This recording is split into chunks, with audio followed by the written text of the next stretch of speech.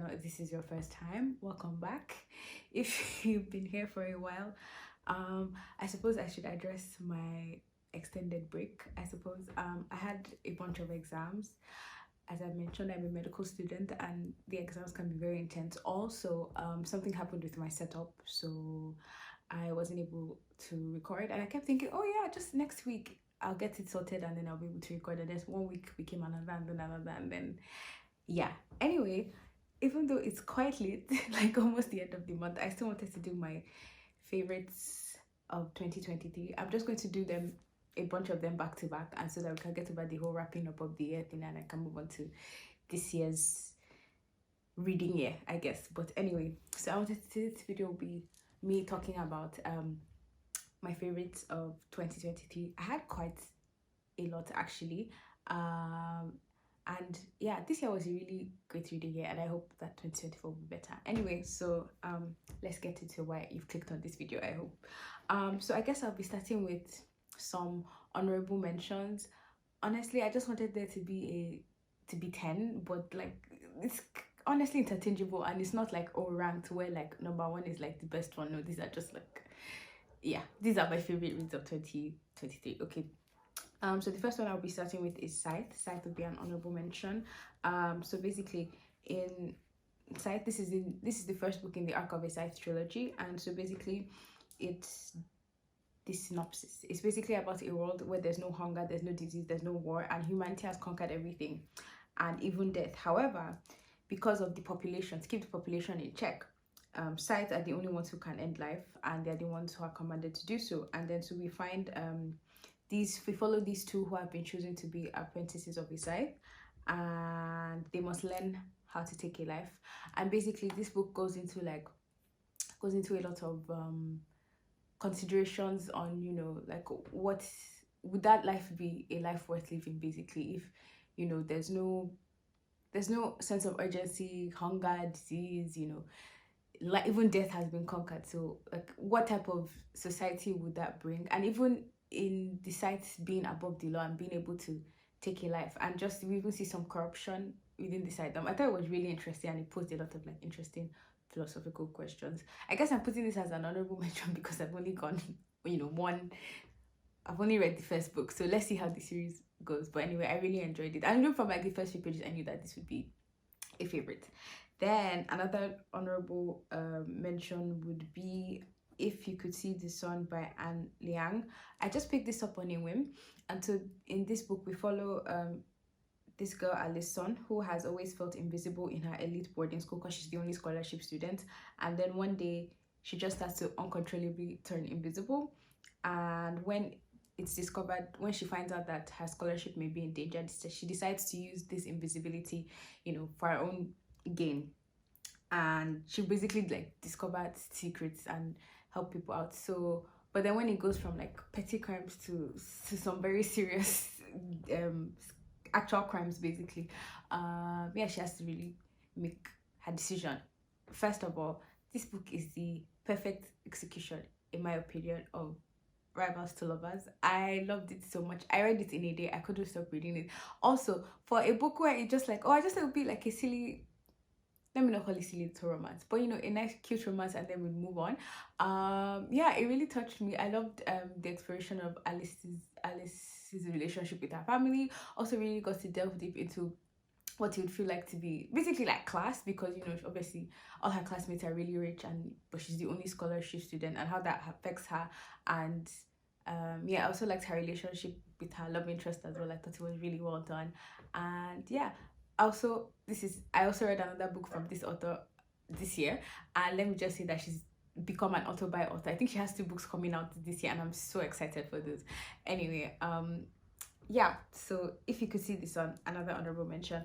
And the last honorable mention for today will be Sword Heart by T. Kingfisher.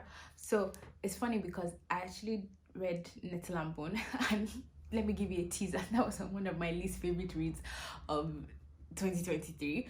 But here we are. This is why you should not always, you know, give up on an author. Give them like a second chance sometimes. Anyway, but when I read Nettle and Bone, I could tell that T. Kingfisher had a sense of humor that I would like I could tell that it was witty, but just the structure of the book didn't really work for me. However, then I read Sword Heart, and this worked. Like Tik, I find her so funny. I find her humor so funny. Like I was actually but like laughing out loud, basically. Like I burst out laughing while reading this book. Anyway, what is this book about? So basically, so this book is about Sword Heart. It's about Hala, who's a housekeeper who inherits her great uncle's estate, and then unfortunately his relatives are not very pleased about that, and so they try to force her to marry a relative and possibly get rid of her. Anyway, she comes upon a sword and draws it out, and then there's a man who is trapped within a sword, basically, and the man trapped within the sword is supposed to take care of whoever the owner of the sword is. And so basically we follow them on their adventure to, try to save herself from her very annoying relatives. Anyway, yeah, it was so sweet. The two characters, Hala and the sword, are just so awkwardly adorable, and just following them on their quest, it was so heartwarming. It made me laugh. I mean, what else do you want from? And I definitely want to read more in this world of the white rat, I believe, because I think there are several books within this like universe, and I'm definitely looking forward to more. So yeah, I really enjoyed Sword Heart. And yeah, those are my 3 honorable mentions, and I think we'll get into it. So the first one I'll be talking about is Kaikeyi by Vaishnavi Patel, and in this story we follow Kaikeyi, who is the only daughter of the kingdom of Kaikeyi, and then she becomes engaged to this king, and before she gets engaged, she basically discovers this power where she can like manipulate her connections with people. It's called something like threads. Anyway, and then we just basically follow her. And then the thing is, Kaikeyi, this book is based off Indian mythology. I think the Ramayana is an Indian epic, and Kaikeyi is supposed to be the villain. And so this is basically a villain origin, kind of. And we follow her actions and see what could have led her to play the role that she eventually plays. I think it was really interesting. I thought it was really well done. I loved following Kaikeyi as a character, and something for me was, I felt like this book was a masterclass in tension, because even if you're not aware of the epic, in the forward, I guess you would call it, she gives like a quick summary of the epic, and so the role that Kaikeyi is going to play at the end, and then you see her ups and downs, and when she's happy, you're happy, and you're like and you're just waiting for the other shoe to drop, and I was just like up at the edge of my seat the whole time, and yeah, I really loved it. I also loved, we could see the clashing of like the old and the new, because she wants to bring in new ideas, but because trying to break tradition basically, and try to find a way for herself and for other women as well. And we see how that clashes with the already existing ideology. And yes, basically I really enjoyed Kaikeyi. That is all, and I definitely recommend. The next book I want to talk about is The Sword of Kaigen. This is by Elma Wang. So in this book we're following 3 major characters. So we have this empire. It's called the Kaigenese Empire, and at the edge of this island we have these warriors, and so these warriors are called the Sword of Kaigen because they've held the empire's enemies at bay.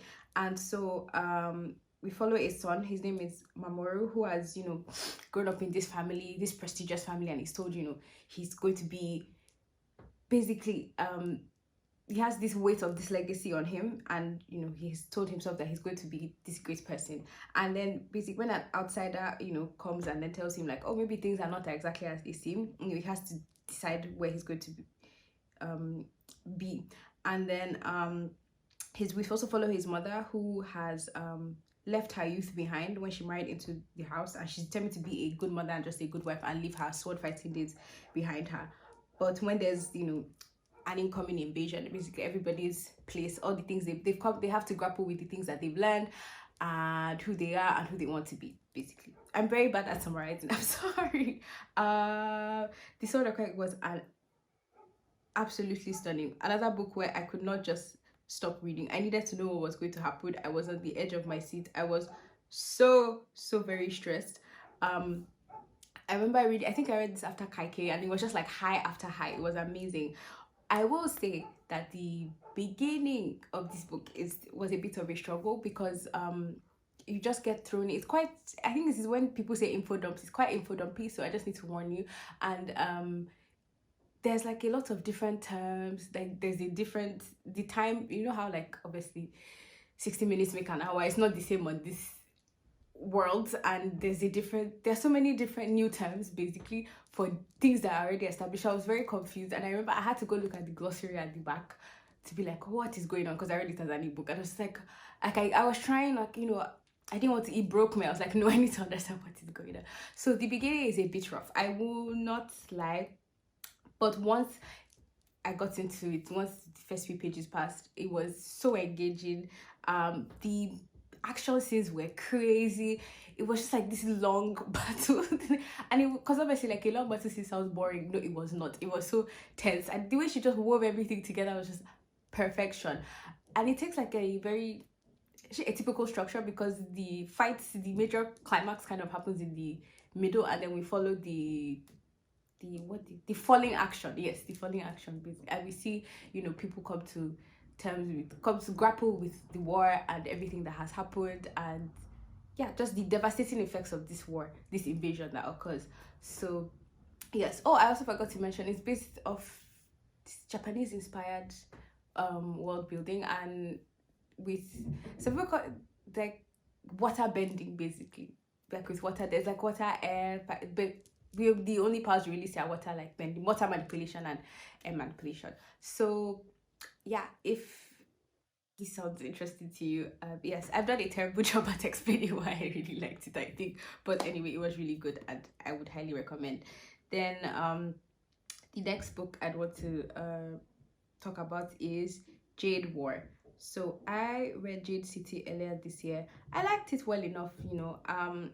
I was definitely interested in continuing it, but for me, I think Jade War just, I don't know if this is an unpopular opinion or anything, but Jade War was just over the top. Anyway, what is Jade City about? Jade City, we follow these two crime syndicates on this island of Pokon, and these two crime syndicates control this resource called jade, which is like the most precious resource in the world. And for those who can use it, it basically gives them heightened abilities. Like for example, they have like increased strength, or they can perceive things, or they can channel. Anyway, so we have Jade, and there are these two crime families that are in charge of Jade. And anyway, so it's been like a simmering tension between the two clans, and then in Jade City we see it's, you know, eventually rise to a boiling point, and then things happen, and then there's basically a clan war. But then in Jade War, so we've seen the end of the clan war now, and they're just following these characters after the war, where they've come to a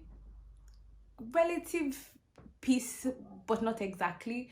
Anyway, and so we followed them, and in this book there's definitely like a lot more scheming. We really see the world expand. We really see how Jade is used, how the decisions of this syndicate obviously affects the greater world, because Jade is the most powerful resource, the most precious resource.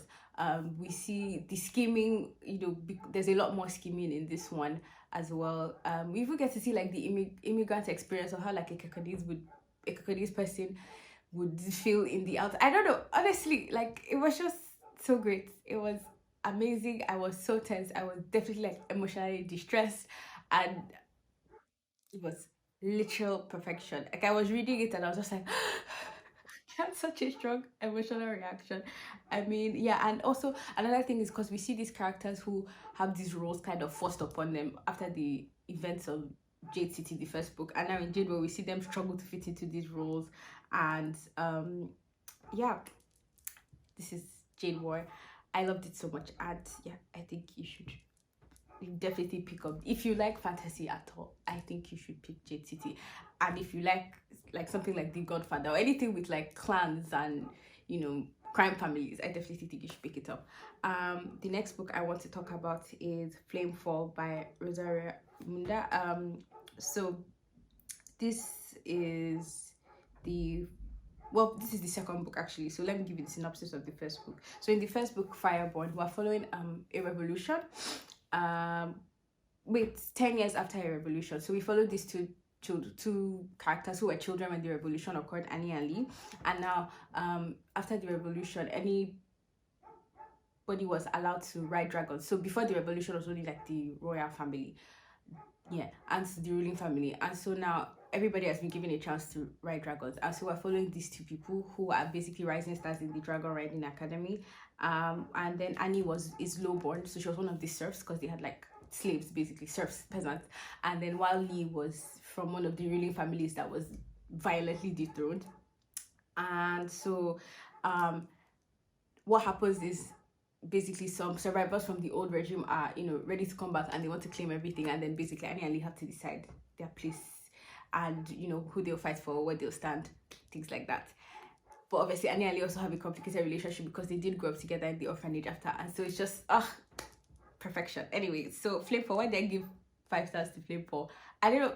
I think because Flamefall did not suffer from middle book syndrome at all. I found myself even more engaged, even though I did love Fireborn, like make no mistake, I did love Fireborn. But Flamefall was just, I remember because I opened Flamefall and I saw that there was the addition of a third point of view, because in the first book we follow only Annie and Lee. And so when I saw it, I was like, why?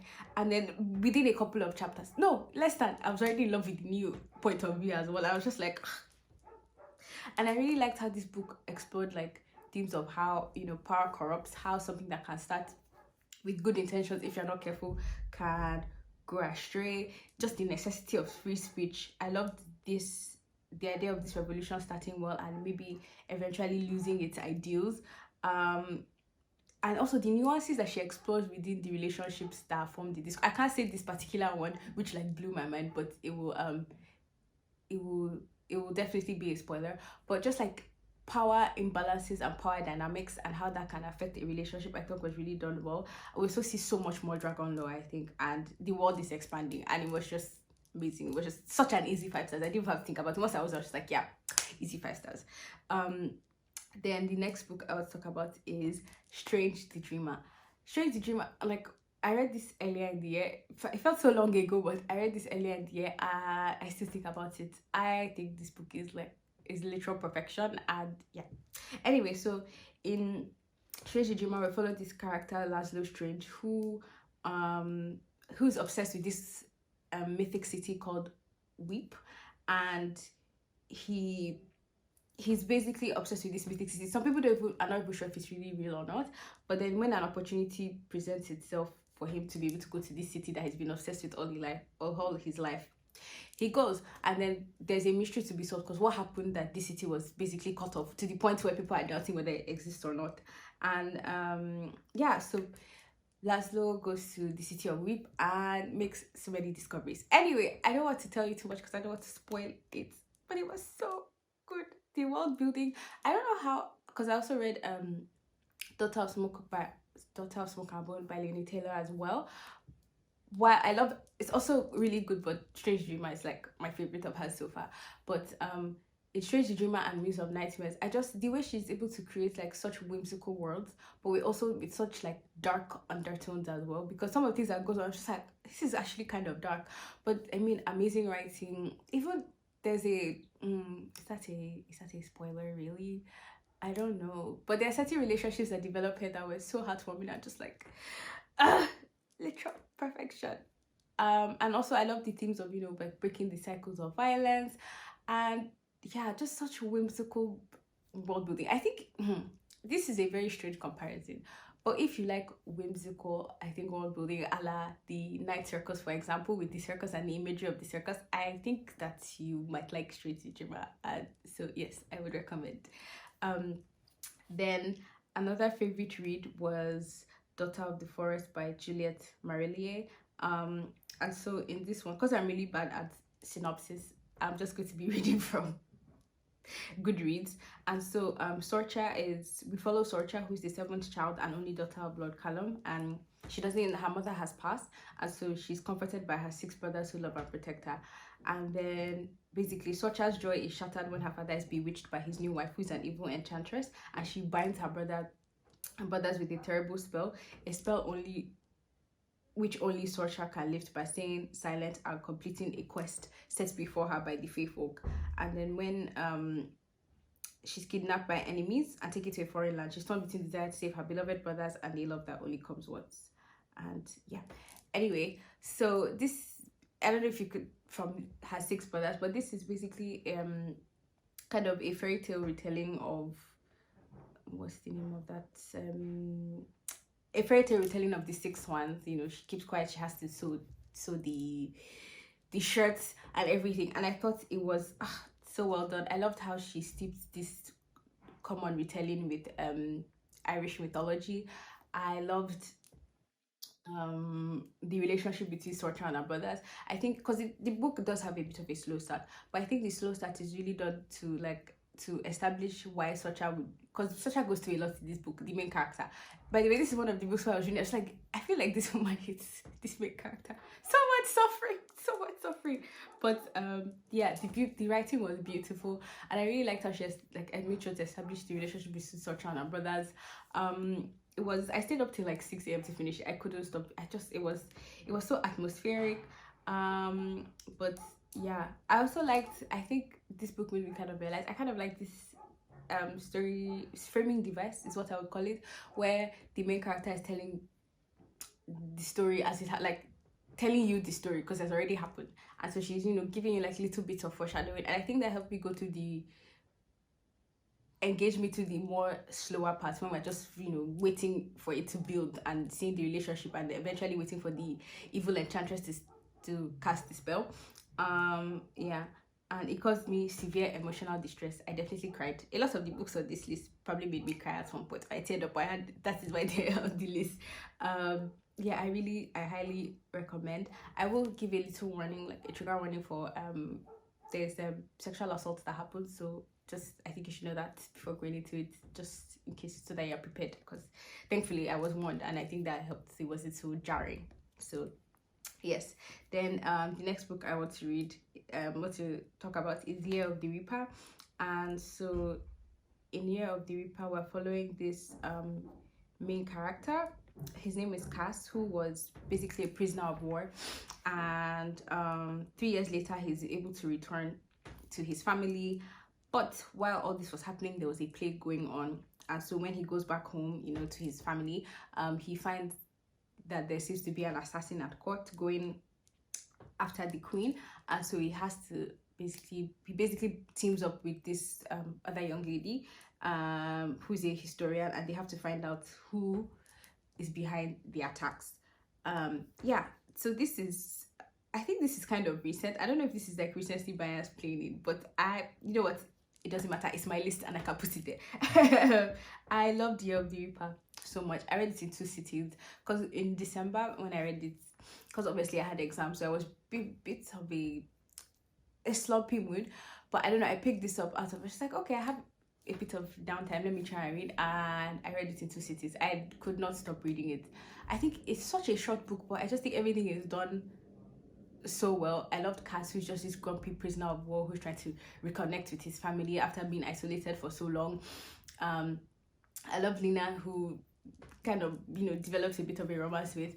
I loved the queen. I just loved all the characters. I liked the journey, and even though I think even in the synopsis, because I think it's kind of figuring out who is responsible is not very complicated, but the why, I think, and so I figured out the why, and I was just like, I'm so smart. But yeah, I really enjoyed the adventure, and just like Cass as a character who's just recovering from, you know, this very horrible time, and it's like PTSD and what else. And yeah, that is Year of the Reaper. I enjoyed it very much, and even though I only read it recently, it doesn't matter, it was still a favorite.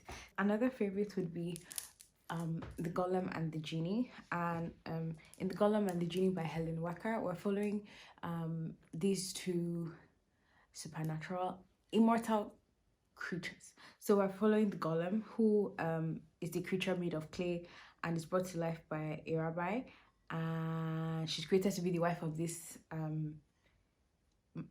she's created to be the wife of this man who dies on their voyage from Poland, and then she ends up in New York in 1989. And then we follow another character. The other main character is the genie, who was born of fire in the ancient Syrian desert and has been trapped for many years in an old copper flask, and then is then released in New York City, but he's not entirely free. And they eventually become So the golem and jinni eventually become friends and then soulmates with a mystical connection. And what is so special about this book, I think, is the way the characters just jumped off the page. Because this is a relatively slower paced book, and we just follow them, and we eventually follow them, and then we see when their lives intersect and how it goes on from there, and then we eventually find out how there's more to their connection that we might see. They're connected in many more ways than one, anyway. And it was just so easy to read about them and to follow them. I wanted to know so much more about them, and this book was fast paced for me in the sense that, because I think this is, anybody would agree that this is a slow paced book. However, it was fast paced for me because I just wanted to know what was going. So it was compulsively readable because that's how invested I was in the characters. And like, once I finished book one, I immediately went into book two, and I was just like, please, what happened to them? I needed to know so badly. So yeah, this was definitely a favorite because the characters just felt so real. So yeah. Then another favorite would be My Brilliant Friend by Elena Ferrante. And so in this book, we're following these two friends, and just basically it's just this portrait of these two friends, and it's basically the first book in the Neapolitan Quartet, and it's supposed to follow these two friends across all the ages of their life. So in the first book, we're following them from childhood to adolescence, and when I say I just felt read to filth while I was reading this book, like I just felt so seen, and I'm so happy that, because when I wanted to start this book, I wasn't in the right headspace, but I'm really happy that I waited, because the way that she just wrote emotions, I related way too much to the character who's narrating, that's Lenu, and her complex relationship with Lena. And it just really, I think that she just really caught like all the complexities of female friendships, the ache of adolescence, and like it just captured like the self-doubt, the anxiety, and the need for validation that every young girl feels. I just even male academic that most teenage girls face, I think. And I just it read me to filth. I felt so seen. And even there was even like just a little commentary. I don't know if this is not like a major part of the book, but on the casual violence of the time, especially against women. And just it was perfection. I think this is set in Italy. What time actually? Let me check. But yes, well, basically a time in Italy. I didn't check to be sure, but yeah, it's amazing. It's so well done, and it's very well beloved for a reason. And yes, I can't wait to continue through the book. Then I think, how long have I been talking? Quite a bit, but I think I'm almost done now. Then another book, my last book, I think, actually, yes, can I say I haven't even been counting, but I think so, is As Long as the Lemon Trees Grow by Zulfa Katu. And so in this book, we're following Salama, who was studying to be a pharmacist when basically revolution breaks out in Syria.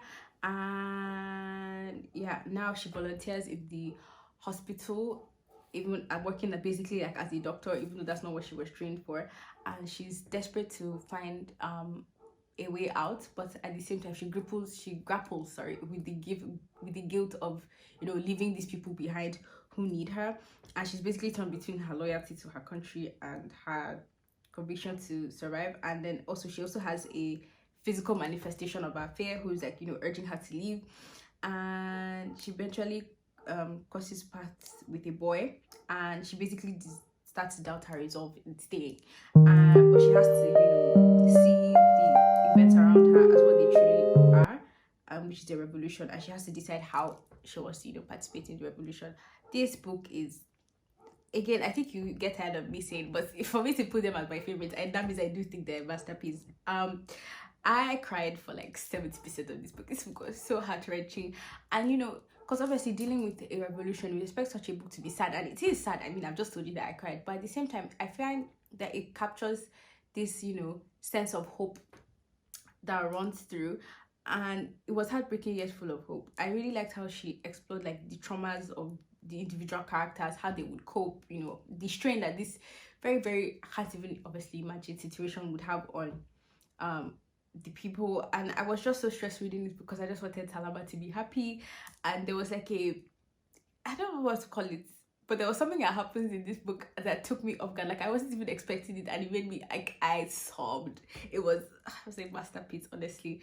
And because everybody talks about this book as that it is heart-wrenching, and it is. But I thought that everybody was exaggerating, and I went into it being like, it won't live up to my expectations, but it blew them out of the water. And whether or not you cry, because obviously, but still, I just feel like it's just a heart-wrenching book, but so full of hope as well. And yeah, I would also highly recommend. So these are my favorite books for 2023. Thank you for listening. I hope you pick any one of them on my recommendation. I hope you like them. Please tell me if you like them. Yeah, see you soon in the next video where I'm talking about my least favorite reads of 2023. Please like, subscribe, share. No, like, subscribe if you would like. Yes. Anyway, thank you so much for watching. Bye.